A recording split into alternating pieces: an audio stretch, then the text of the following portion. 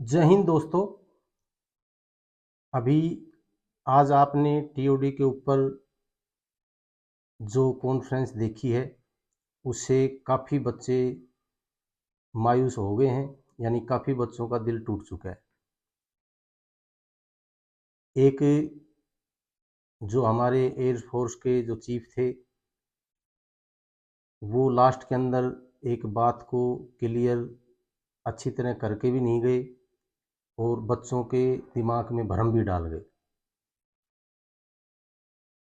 देखो, जो ये टीओडी लागू की है इसके अंदर आपने एक तो एज 17.5 से 21 साल, अगर 17.5 से 21 साल एज करते हैं तो ट्रेडमैन की, नर्सिंग असिस्टेंट की, क्लर्क की जो ये भर्तियां हैं जो 23 साल तक होती थी, इनके 2 साल और कम कर दिए गए अगर ये होते हैं तो। दूसरा,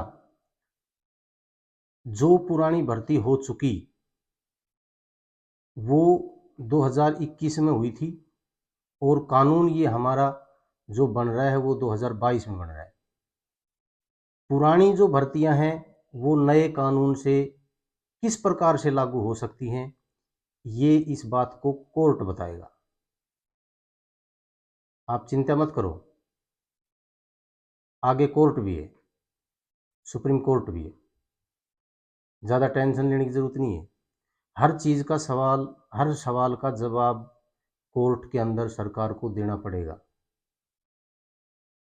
अब ये बात आप दिमाग में ले जाते हैं, कोर्ट में कौन जाएगा? कोर्ट में तो हम और आप ही जाएंगे, सरकार नहीं जाएगी। हम और आप ही जाएंगे, तब सरकार जाएगी। आंदोलन की ज़रूरत पड़ती है तो आपको आंदोलन भी करना पड़ेगा। और इसके अंदर ये तभी तो कहते हैं कि कहीं भी आप, जहां विपक्ष मजबूत है वहां कुछ भी मनमानी नहीं चल सकती। आज हमारे देश के अंदर ये हालात है कि विपक्ष बहुत ही कमज़ोर है, कोई भी नेता कुछ बोलने के लिए तैयार नहीं है। विपक्ष का नेता तो ऐसे बिल में बढ़ चुके हैं कि पता नहीं सरकार कैसी है कैसी नहीं है, थोड़ी सी आवाज़ करते ही और सीधा ईडी, सीबीआई, सीधा अटैक है। इसलिए सब चुप मार गए और किसी ने कुछ भी लेना देना नहीं। मीडिया 1 घंटे कॉन्फ्रेंस चली, 1 घंटे, किसी भी मीडिया वाले ने कोई भी ढंग का सवाल नहीं पूछा। नंबर 1 बात, क्या ये ट्रेडमैन पे, क्लर्क पे, टेक्निकल पे लागू होगी? किसी ने सवाल नहीं किया। क्या आर्मी का एग्ज़ाम होगा? किसी ने सवाल नहीं किया। क्या ये जो 4 साल का है, इस 4 साल के अंदर जो ये लास्ट के अंदर 12 लाख रुपए बता रहे हैं उसमें से 6 लाख तो इनकी तनख्वाह के ही कट रहे हैं। अब एक आदमी 30,000 के लिए लगाया जा रहा है, उसको 21,000 रुपये मिल रहे हैं।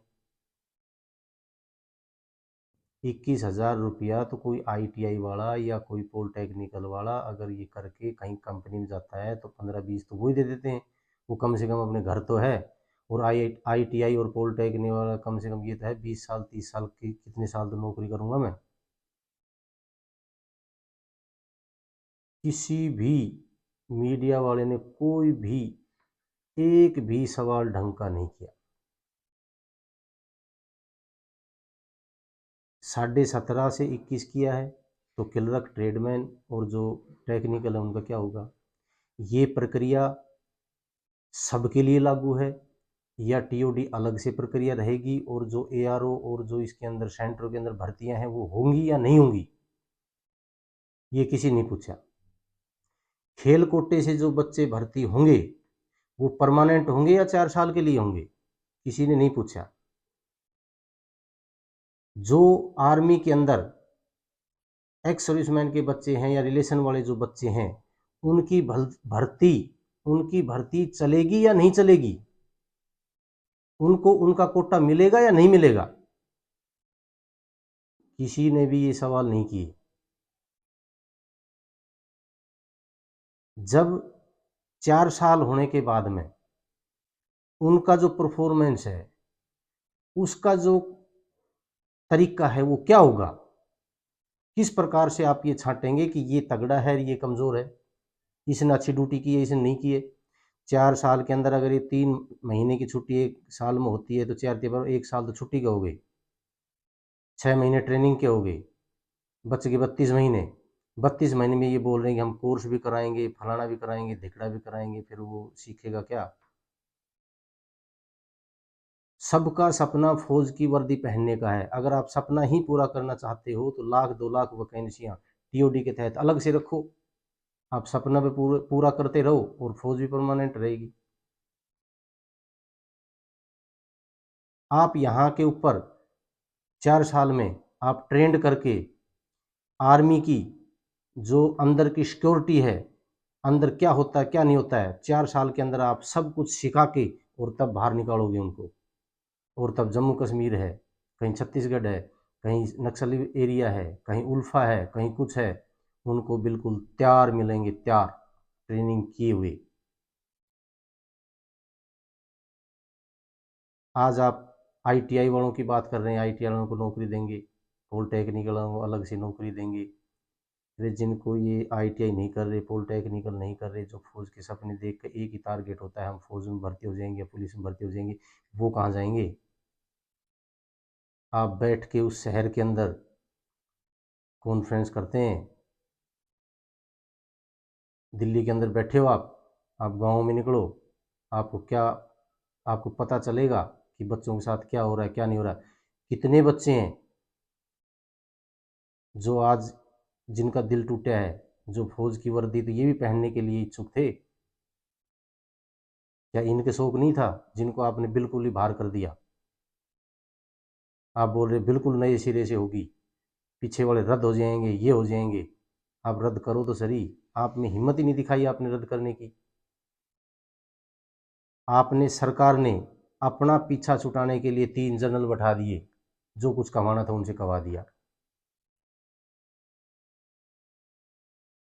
क्यों जनरल बैठे हैं, जनता भड़केगी नहीं, ऐसा नहीं है। आंदोलन की जरूरत पड़ी तो लोग बाग आंदोलन भी करेंगे। ये जो किसान आंदोलन वाले हैं, इनको भी आगे आना चाहिए। शांतिपूर्वक जिस प्रकार किसान आंदोलन, इस प्रकार शांतिपूर्वक आंदोलन होना चाहिए। जो विपक्ष के नेता इनको साथ आना चाहिए। ये युवाओं का वो है, इसमें आप राजनीति की वो मत लाओ कि भाई हम तो राजनीति में ऐसे हैं वैसे हैं। कांग्रेस ही ठीक थी, इस कांग्रेस ने कम से कम सभी की पेंशन बंद कर दी, लेकिन आर्मी की पेंशन इसने बंद नहीं की। आज हमारे रक्षा मंत्री जी पैसे गिनवा रहे हैं, हम इस तरीके से इतने पैसे बचा लेंगे, बजट बचेगा, ये होगा वो होगा। अगर आपने पेंशन बचानी है तो आप नेताओं की पेंशन बंद करो। नेतागिरी कोई कमाई का साधन नहीं है, सेवा का साधन है ये। आपने अगर सेवा करनी है देश की, आप इतने सेवा भाव से काम कर रहे हैं, तो आप अपनी पेंशन बंद करो, आप अपने भत्ते बंद करो। और सब नेता वो हैं जिनके पास में ज़मीन भी है, जिनके पास में रहने के लिए बंगला भी है, कोठी भी है, सब कुछ है, और आज वो पेंशन ले रहे हैं, आज वो तनख्वाह ले रहे हैं। जिस आर्मी के ऊपर हमारे देश को घमंड था, आज उसी आर्मी की कमर तोड़ दी है, बिल्कुल कमर तोड़ के रख दी आज। 4 साल के लिए बच्चा किधर का भी नहीं रहेगा। आप गांव में आओ, बच्चों के रिश्ते नहीं हो रहे हैं। अब तक जो फौज में लग जाता, पुलिस में, उनके रिश्ते तो हो जाते थे। अब ये 4 साल वाला ऐसा काम कर दिया, पहले उनको 4 साल देखेंगे ये परमानेंट होता है या नहीं होता है, तब कोई रिश्ता अड़ा आएगा।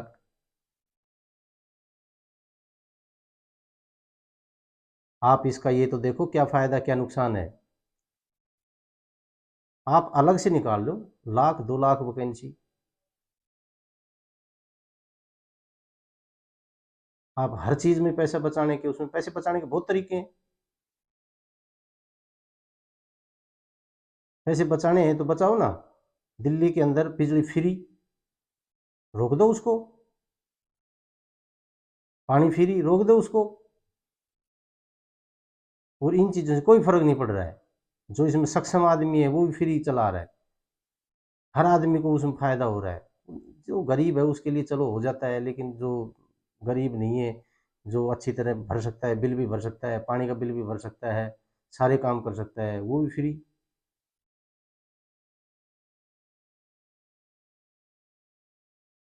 आपने तो कह दिया चलते समय से, ऐसा सस्पेंस में डाल दिया कि साला ना तो कैंसिल करया ना ये होगा, ऐसा चक्कर हो रहा। जिन बच्चों ने 3-3 साल 4-4 साल मेहनत की है, जिन्होंने दौड़ पास की है, दौड़ करना कोई हंसी खेल है आर्मी का। आप आओ तो सही, अपने बच्चों को भेजो तो सही। आपने बैठ के वहाँ पर कॉन्फ्रेंस कर दी, बता दिया ये कैंसिल हो जाएगा, ये नए सिरे से होगा। आप आओ तो सही, एक बार बैठो तो सही, आपके बच्चों को भेजो। भर्ती में पास होना तो बहुत दूर की बात है, अगर 4 चक्कर काट देते हम भी यही हैं। ये मामला कोर्ट तक जाएगा। हमारे जो रक्षा विशेषज्ञ हैं वो भी कह रहे हैं ये गलत है, गलत है, लेकिन सरकार को ध्यान ही दे दे। विपक्ष के नेता हैं वो भी अपने चुप। इसलिए कहते हैं विपक्ष मजबूत होना चाहिए, लेकिन विपक्ष बिल्कुल मजबूत नहीं है। प्रधानमंत्री जी जब हमारे 2014 में भाषण दे रहे थे, पहले ही, जब तक ये भाजपा की सरकार नहीं आई थी, हमारा डॉलर, हमारा रुपया 60 साल का बुढ़ा हो गया। कांग्रेस ने 60 साल राज किया, 60 साल का बुढ़ा हो गया। अरे तुम्हारी 10 साल भी नहीं हुए, 78 साल का बना दिया वो। 5 और 3 8, 8 साल लगाओ 68 ही होता है। लेकिन आज हमारा रुपया डॉलर के मुकाबले 78 का है। 8 साल में 18 साल का बढ़ गया। हम खुद भाजपा के पक्षधार थे, हम खुद भाजपा की वोट दे के बैठे हैं, मोदी ये करेगा, मोदी होगा, कुछ मोदी ने चलो ठीक किए हैं, लेकिन ये कौन सा काम कर दिया। आर्मी से सबसे पहली जो रैली थी रेवाड़ी के अंदर, एक्स मैन की थी, सबसे पहली शुरुआत करी थी उसने। और आज हमारे प्रधानमंत्री जी उसी आर्मी की कमर तोड़ के बैठे हैं। एक्स सर्विस में बच्चे कहाँ जाएंगे, उनके रिलेशन वाले कहाँ जाएंगे, कोई चीज़ तो क्लियर की हो। एक सुर्रा सा छोड़ के और निकल गए सारे। अभी युवाओं को घबराने की जरूरत नहीं है, 2-3 दिन के अंदर इसका पूरा डाटा जो लेखा जोखा है वो निकल कर आएगा। अगर आपके साथ अन्याय होता है तो सुप्रीम कोर्ट है, आपको टेंशन लेने की जरूरत नहीं है। जय हिंद, जय भारत।